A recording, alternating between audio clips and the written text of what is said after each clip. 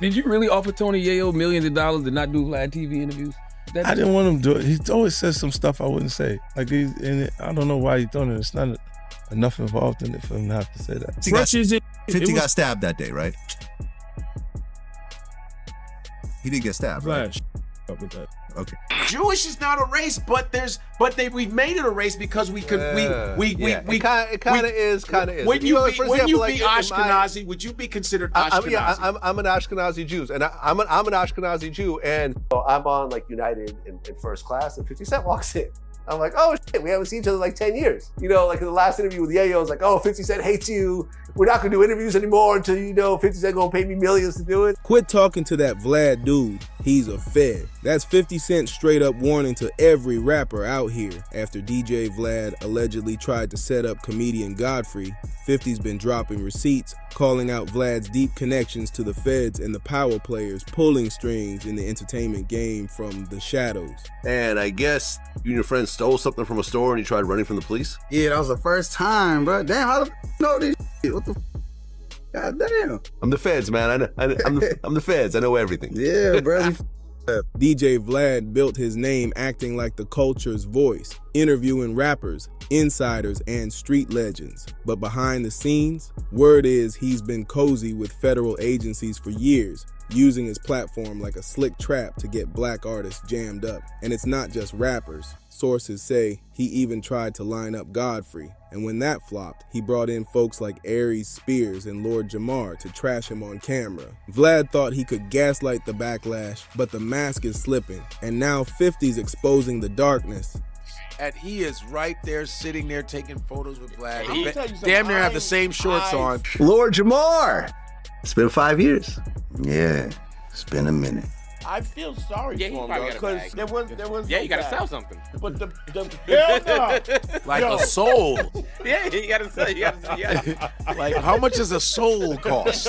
He's telling everybody to stay off Vlad TV because, according to him, Ukrainian-born Vladislav Lyubovny, better known as DJ Vlad, isn't a real DJ, and he's not a real journalist either. This is DJ Vlad. I only bring this up because everybody doesn't know who he is. His name is Vlad, so, it should, hit your mind like this is what a Vlad could look like. But people don't be thinking that. They be like, this is Vlad, and some people know. Maybe you did, but if you didn't know this is what DJ Vlad looked like, this is what he looked like. In 50's eyes, this man's an industry plant working not just for the government, but for the hidden hands behind the whole system. Sound like a wild conspiracy? Maybe. But 50 swears the receipts are real and disturbing. He even says Vlad's so dangerous, he once offered to pay people to avoid him. 50 claims he'd give his own man Tony Yayo millions just to never sit down with Vlad again. But 50 didn't just stop there. He went straight at Vlad's neck. He made Vlad pull down a whole video where Cal Dawson was talking about the night 50 got lit up back in 2000. Vlad had titled it, Cal Dawson was in the car when 50 Cent got shot 9 times. Cal got shot also, part 3. Did you really offer Tony Yayo millions of dollars to not do Vlad TV interviews?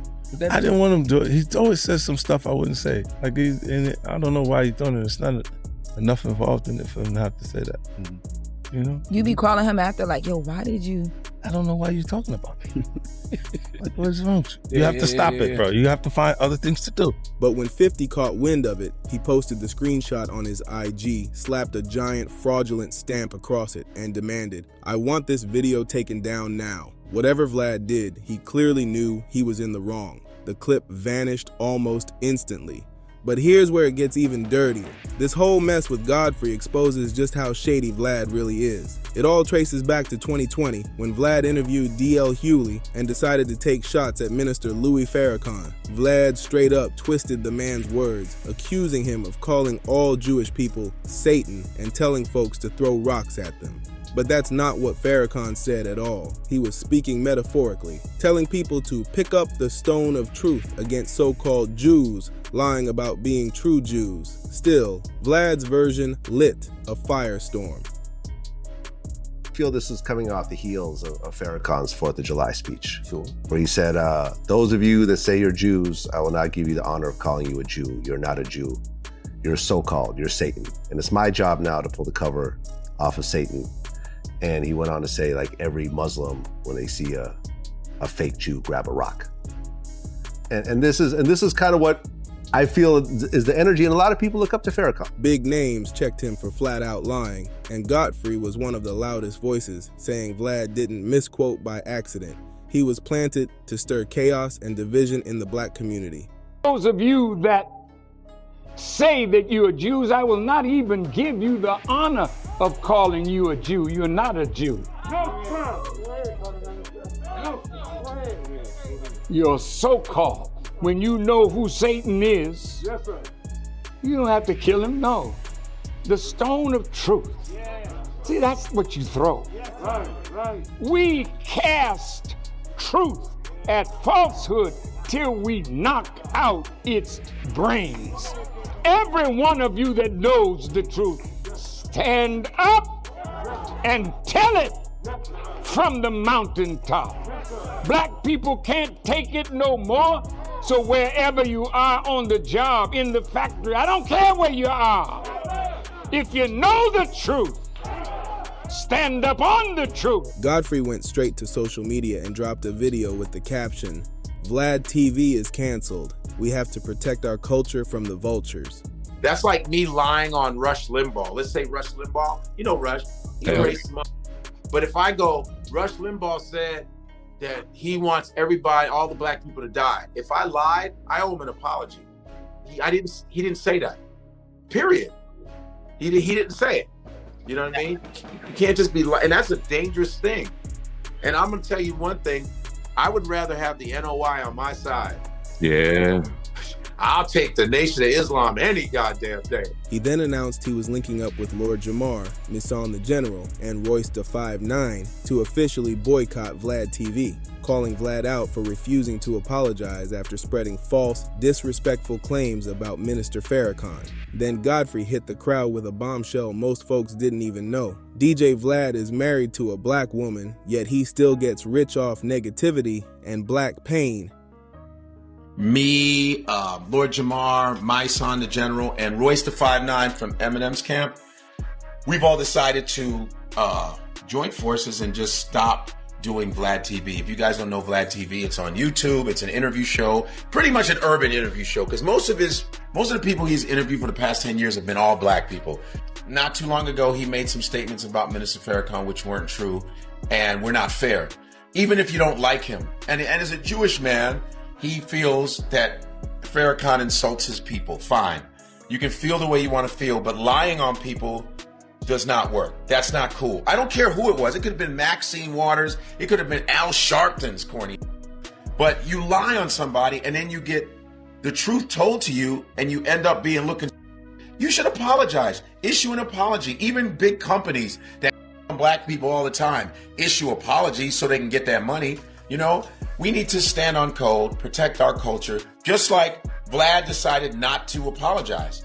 He wants to protect his culture, okay? So we stood on ours. So we are not going to, we unsubscribe to Vlad. You all should unsubscribe to Vlad. If you're African American, you have some integrity. But here's where it got even grimier.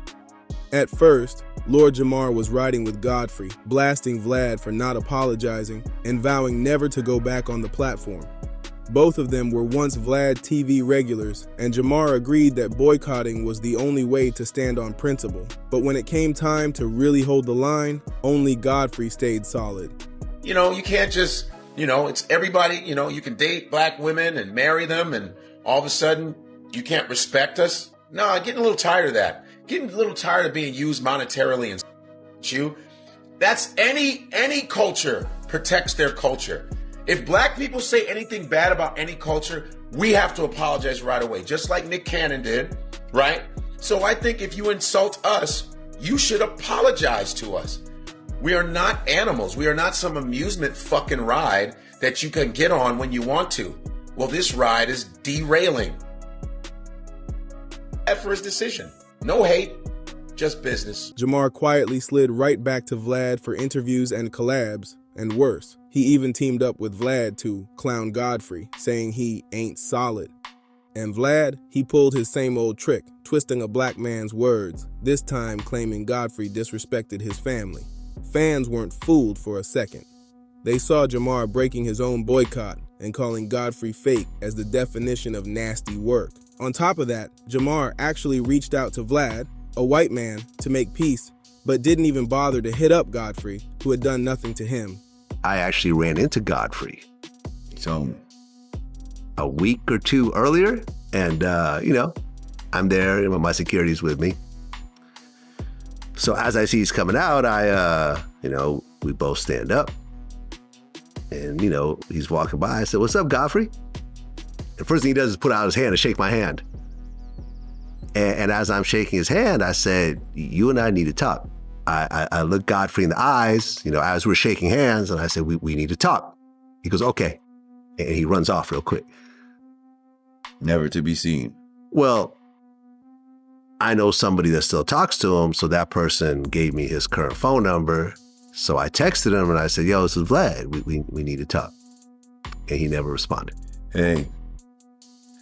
Yeah. I can't speak for him. Well, you and him just had a falling out. Yeah. I don't even want to get into it, man, because he's, he's just not a solid dude, man. And I always had I knew from the minute he said, "Oh, let's just take a break." And we discussed, we didn't say nothing about no breaks. Watching it was painful because Vlad sat there grinning in Jamar's face during their interview while Jamar nodded along to every word like it was gospel. And here's the kicker. Because I feel like he was the most outspoken. He was the one that was doing interviews saying I should be canceled and talking about my family and stuff like that. So if anyone should have a conversation with me, I think it should be him. But clearly, for whatever reason, he doesn't want to have that conversation. Jamar was the same one who swore up and down that Godfrey would be the first to crawl back to Vlad. So, of course, Godfrey had to check him, remind him of what he said, and call it for what it was. Selling your soul. But the beef runs deeper. Back when Godfrey still appeared on Vlad TV, he actually used that platform to tell Vlad straight up that he doesn't believe he likes black people. One moment that stuck out, Vlad complained that America would go broke if it paid black folks reparations. Godfrey clapped back, pointing out how the U.S. has no problem dropping trillions on defense or sending money to certain so-called allies. Now it makes perfect sense why 50 Cent is willing to throw millions at his people just to keep them off Vlad's couch. It's not just about the constant disrespect. It's about those alleged deep ties to the feds and the claims he's helping fill prison cells with black men. For years, rappers have walked into Vlad TV thinking it was just another interview. And he is right there, sitting there, taking photos with Vlad. He Damn near have the same shorts on. Lord Jamar!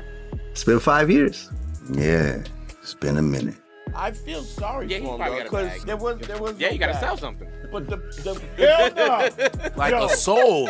Yeah, you gotta sell. Yeah. Like, how much does a soul cost? Then got blindsided with questions so specific it felt like Vlad had their case file in hand. He'd bring up old charges, street beefs, and names that never hit the press. Stuff he had no business knowing unless he was plugged in with law enforcement. No, what I'm saying is tens of millions of people, but black people. Black people Okay. who would get that. Yeah. It would bankrupt the whole country. It would bankrupt the whole country. But for the people that built the country to make you the money. Yeah. You understand?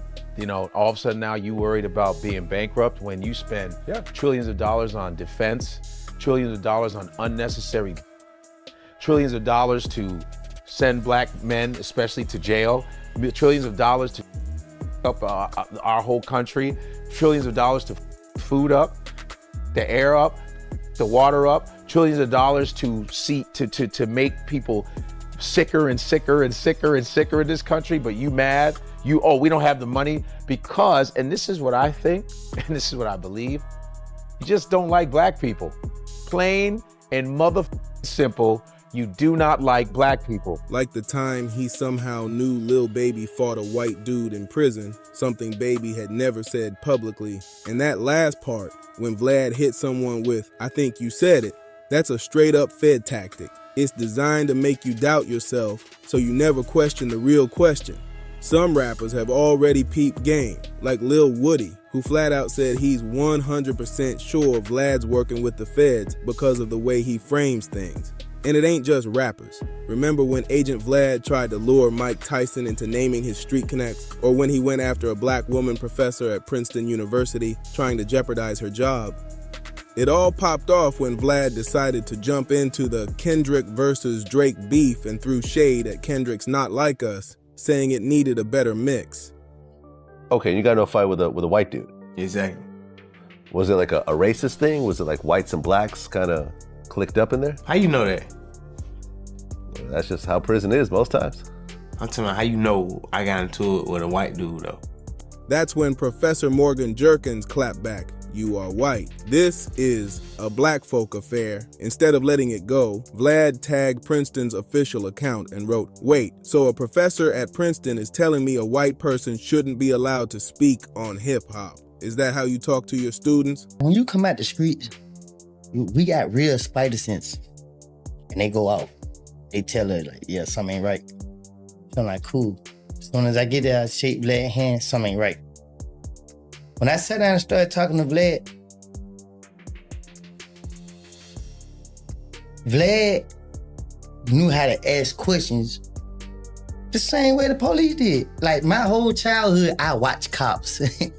I watch how the police. First 48. Yeah, so it's like, okay, I know their strategy. And then when Vlad asked me a certain question and I lied to him, I saw the look in his eyes. I thought he got mad. I said, oh, I lied. It was over with for them.